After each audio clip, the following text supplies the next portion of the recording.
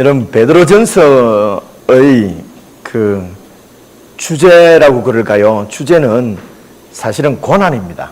이 성경의 그 주제는 고난이다.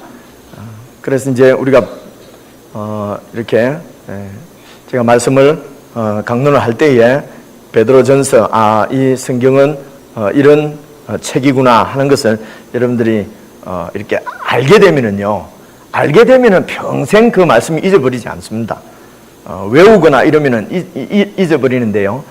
이 말씀이 이런 말씀이구나 하고 딱 알게 되면은 잊어버리지 않고 그 말씀이 계속 우리 가운데서 이렇게 묵상되어지고 또 삶으로 이렇게 나타나게 되고, 여러분, 그렇게 될 줄로 믿습니다. 근데 고난인데, 그러니까 초대 1세기에 있던 교회가 말입니다. 교회가 사실은 많은 그 고난 가운데 교회가 계속 이렇게 성장을 했거든요.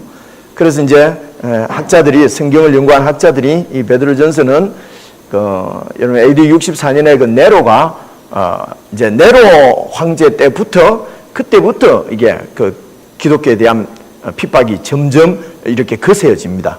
이제 그 어간에 이제 기록을 이렇게 베드로 사도가 기록을 했을 것이라고 그렇게 얘기를 합니다. 그러니까 이제 초대 교회가 1세기 교회가 로마라고 하는 그 제국 안에서 살면서, 그러니까 많은 이런 핍박과 이런 고난을 통과하면서 그렇게 교회가 이제 성장되어졌다. 이제 그런 교회 가운데서, 교회의 상황 가운데서 사도가 이제 편지를 보낸 것이라는 것입니다. 그러니까 그런 상황이 있고, 그리고 그 상황 가운데 존재한 교회, 그 교회에게 사도가 보낸 것이다. 그러니까 성경 이 베드로전서 말씀이 그냥 이렇게 좋은 말씀을 막 이렇게 모아놓은 명언록이라든가 이런 어록집이라든가 이런 것이 아니라는 것입니다. 이런 것이 아니고 어려운 상황 가운데서 어떻게 교회가 이렇게 하나님 앞에 어떻게 서야 될 것인가 하는 것을 이제 상당히, 그러니까 현실적이고 구체적인 말씀이지요. 그래서 성경 말씀은 우리가 잘못 생각하면은 좀 이런 현실하고는 동떨어진 어떤 그런 말씀일 거라고 생각을 많이 하지 않습니까? 근데 이 베드로전서의 말씀은 아주 구체적인 현실 가운데 주어진 지침이라는 것입니다.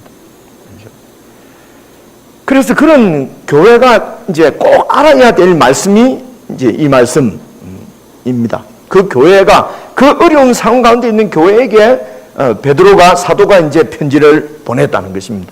그러니까 이 내용은 정말 엑기스 아니겠습니까? 말하자면 그때 교회가 꼭 알아야 되는 말씀이라는 것입니다.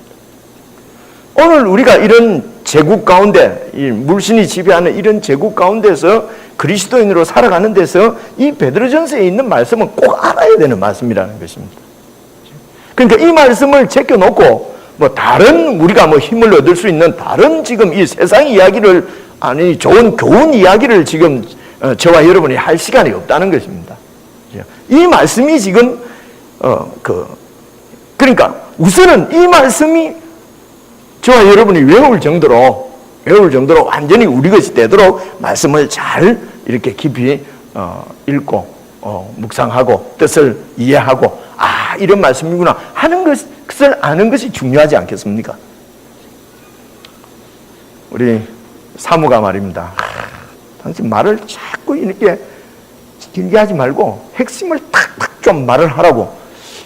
그럽디다. 어제도 그럽디다. 이제 오늘 또 수요일이니까. 근데 무슨 핵심을, 참 이런 얘기들은 참 어려워요. 제 처가 그렇게 말하는 거 보니까 성도님들도 다 그걸 원하는 거 아닐까? 그래서 제가 쪽집게 가해 교사도 아니고, 그 쪽집게 가해 교사 그게 참 문제 있는 거 아닙니까? 그죠?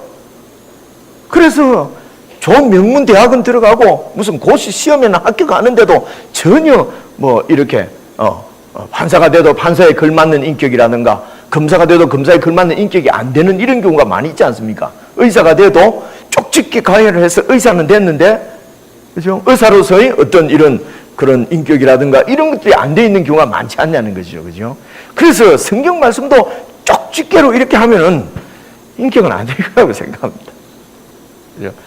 그래서 그래서 쭉 이제 이 말씀을 이런 말씀이 그 당시 교회에 이 말씀이 필요했구나, 이런 것들을 여러분들이 이제 저하고 같이 읽어가면서 이렇게 깨닫게 되면은 그러면 그 말씀이 오늘 우리 가운데 능력이 될 줄 믿습니다. 그렇죠? 여러분들 그래 믿고 쭉 한번 읽어보시겠습니다. 여러분 13절을 보시면은 그러므로 이렇게 돼 있잖아요. 그러므로는 그 앞에 지금 1절부터 12절 가운데서 이렇기 때문에 그러므로 너희 마음의 허리를 동이라 이런 말이거든요. 그러니까 그러므로는 뭐겠습니까?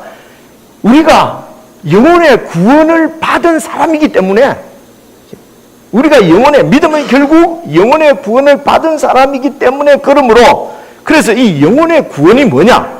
우리 영혼이 구원됐다는 것은 그냥 정신적으로 영적으로만 구원됐다는 것이 아니고 소울, 온 전인격적인 구원이라고 그랬잖아요. 그죠? 그러니까 이 영혼이 구원됐다는 말은 여러분 3절에 보시면은요, 1장 3절에 보시면은 우리를 거듭나게 했다 이렇게 되어 있지 않습니까? 그죠? 그러니까 우리가 거듭난 것, 다시 태어난 것이라, 하나님으로부터 다시 태어난 것이 구원의 시작입니다.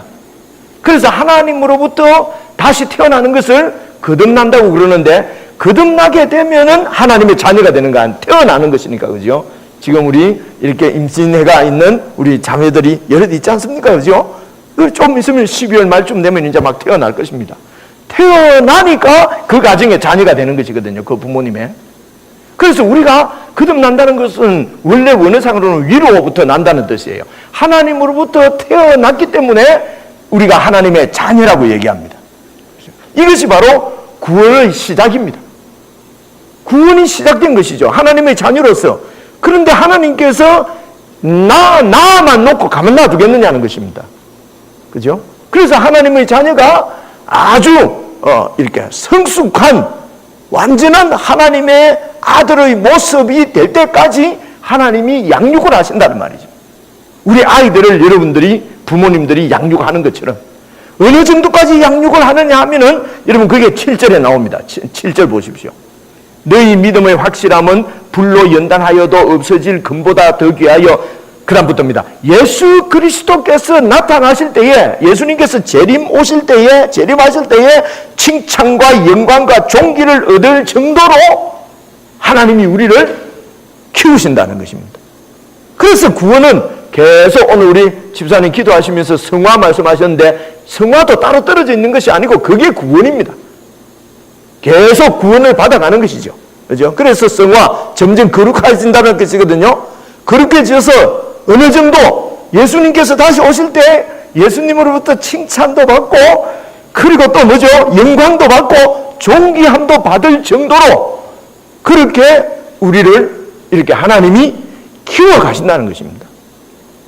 여러분, 예수만 믿으면은 죄를 지었든지 안 지었든지 뭐 그런 무조건 구원받는다, 그건 거짓말입니다. 여러분, 그게 구원파예요.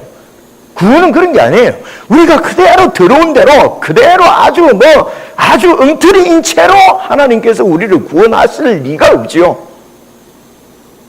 어떻습니까, 여러분? 그죠? 하나님이 우리를 택하셔서 그랬잖아요. 지난 주일날 택하셔서 예수 그리스도의 죽으심과 부활을 통해서 당신의 자녀로 거듭나게 하셨다면은 우리를 만져서, 그죠? 우리를 다루어서 나중에는 칭찬과 영광과 존귀를 받을 만큼 그렇게 우리를 거룩하게 만들어 가신단 말입니다. 그래서 구원하시는 것이죠. 예수만 믿고 아멘 했다고 영접합니다. 그러고는 뭐 한 번 영접했기 때문에, 한 번 예수를 믿었기 때문에 그 다음에는 엉터리같이 살고 엉터리같이 평생 그래도 구원받는다 하는 것은 거짓말입니다. 많이 지금 그렇게 많이 지금 우리가 알고 있는데, 아무리 성경을 읽어도 여러분 이치적으로 생각을 해보세요. 그죠? 우리가 더러운 채로, 부정한 채로 그렇게 하나님이 우리를 구원하시겠느냐고요. 그렇죠? 그래서 구원은 무엇입니까? 그러므로 하는 거죠. 영혼의 구원을 받았기 때문에, 이 말은 우리가 거듭나서 그 다음에 예수님께서 오실 때에 영광과 존귀와 칭찬을 받을 만하게 우리를 만들어 가시는데, 어떻게 이렇게 하나님이 우리를 양육하기 위해서 어떻게 하느냐 하면 6절입니다. 6절 보십시오. 그러므로 너희가 이제 여러 가지 시험으로 말미암아, 시험을 받는다는 게 여러 가지 시험으로 말미암아 잠깐이라고 그래요. 하나님 보시기에는 잠깐인데 우리 보기에는 너무 길지요. 근심하게 되지 않을 수 없으나 오히려 너희가 크게 기뻐한다. 왜 기뻐하느냐? 그 시험을 통해서 우리의 믿음이 더욱 확실해지고, 그래서 나중에 칭찬과 영광과 존귀를 받을 만큼 이렇게 연단되어지기 때문에, 우리의 믿음이 연단되어지기 때문에 하나님이 어떻게 우리를 양육하시느냐? 많은 경우 고난입니다. 우리를 말씀으로 가르치시고 뭐 또 인도하시고 다 하시는데, 많은 경우 우리를 이렇게 양육하시는 방법이 이제 고난이다. 그거는 하나님이 나쁜 사람이 아니고 우리가 연약해서 그런 것이죠, 그죠? 그래서 그렇기 때문에 이렇게 우리는 구원을 받은 사람이기 때문에 13절입니다. 그러므로 너희 마음의 허리를 동이라는 것이죠. 허리를 동인다는 뭡니까? 뭔가 이렇게 이게 허리를 동이는 것은 출애굽할 때에 그 허리를 동이는 그거거든요. 그러니까 뭔가 이렇게 무슨 준비 자세를 갖는 것이지 않습니까? 허리를 동이는 것은요. 그래서 마음의 허리를 딱 동이고 근신해서 뭐라고 얘기합니까? 예수 그리스도께서 나타나실 때에 너희에게 가져다 주실 은혜. 예수님 그리스도께서 재림하실 때에 우리에게 가져다 주실 은혜가 뭐겠습니까? 구원의 완성이지요. 그죠? 그 아름다운 구원이 완성돼서 예수님으로부터 칭찬과 존귀와 영광을 받을 만큼 저와 여러분이 그런 아름다운 하나님의 자녀로, 왜 은혜라고 그러냐면 하나님이 우리를 그렇게 키워가실 것이기 때문에 그렇습니다. 그래서 그 은혜를 사모하라는 것입니다. 우리의 은혜는 그러니까 거룩하게 되기를 사모하는 것이랍니다. 거룩하게 되기를 사모하셔야 합니다. 거대하게 되기를 사모하시지 말고요, 거룩하게 되기를 사모해야 된다. 교회도 거대하게 되기를 사모하면 안 되고 거룩하게 되기를 사모해야 된다는 것이죠. 여러분의 삶 가운데, 여러분의 가정 가운데, 여러분의 생각 가운데 거룩하게 되기를 사모하시기를 바랍니다. 그죠? 잘 살고 못 살고 한 끗발 차이 아닙니까? 그건 뭐, 아이고, 거룩하려면 한 끗발 이런 말도 하면 안 됩니까? 이게 잘 살고 못 살고 조금 덜 벌고 더 벌고 좀 더 이쁘고 덜 이쁘고 그 큰 차이 납니까? 나 들어가면 다 똑같아지는데, 그죠? 그래서 거룩하게 되기를 온전히 바랄지어다. 그래서 이제 이렇게 구원받은 자로서 마음의 허리를 동이고 거룩을 사모하면서 그렇게 살 때에 이제 구체적으로 어떻게 살아갈 것인가 하는 것이 세 부분으로 오늘 나와 있어요. 세 부분. 그 부분만 한번 봐요. 14절부터 보십시오. 14절부터 보시면은 너희가 순종하는 자식처럼 이래 돼 있잖아요.